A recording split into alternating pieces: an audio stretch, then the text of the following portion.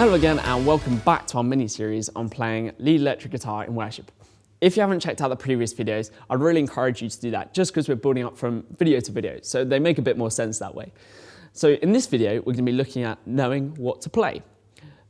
Now, as I mentioned in some of the previous videos, the lead guitar player will end up playing lots of different things, using many different techniques, and it's really important to listen to everything that is going on around you to ensure you know what to play. The first step, I find, in terms of trying to figure out what's the right thing to play is listening to what the guitarist plays on the original track. This is a super awesome basis to get ideas for what you might want to play and what will work well in different parts of the song. A lot of what the lead guitar player is doing is to fill in sonic gaps and create some musical interest in the song. We've covered in a previous video, again, about filling in sonic space in a video, so do check that out if you haven't. And when thinking about what I should play, I ask myself a number of questions. What is the stance of worship the song requires? So do the lyrics in the song dictate, what worship journey do they dictate? And the music often matches that journey, and we as electric guitarists to contribute that. What notes and melodies match this stance? And is there a specific technique that I can use to complement and build on everything else that is going on in the song? It's super important to know what each of these techniques can sound like, so it becomes easier to know where they fit in. And there's a number of techniques I'll give you an example of, and just give you some examples of where they fit in some different songs. So for example, tremolo picking is where you pick up and down really fast on a string to make it almost sound like there's one constant note, which is easier with a bit of delay and reverb going on. And it can be used in ambient settings to kind of create a swell effect. So maybe something like this.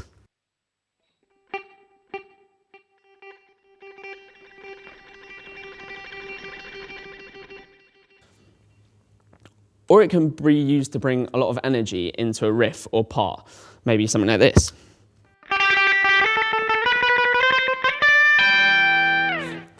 For example. And you can also use slide playing, which is where you use a glass or metal slide to create gradual changes between notes. So this is my slide. And if I play up the B string without my slide, it sounds a little something like this.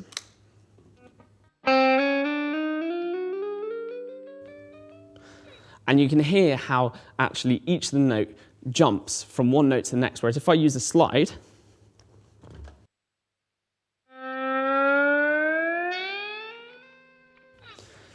you can hear how actually there's a gradual change between the notes, and it can be really good for creating some ambience or specific riffs. But it can quickly lose its impact in terms of becoming a bit boring, so try not to overuse it. So the song Forever is a really good example of where slide can be really effective in the riff that goes a bit something like this.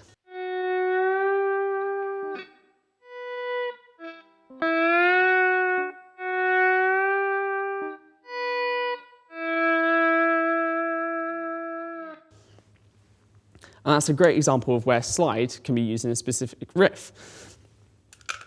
It can also be useful to change up when you use your fingers compared to using a pick. Sometimes it can be really good to use a pick, whereas other times it can be more useful to use your fingers to help achieve a certain sound.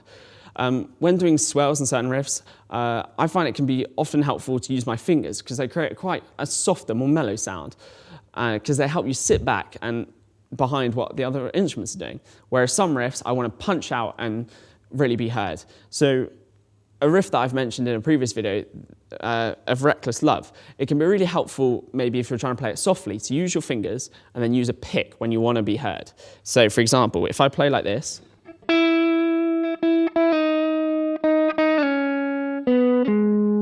compared to if I use a pick,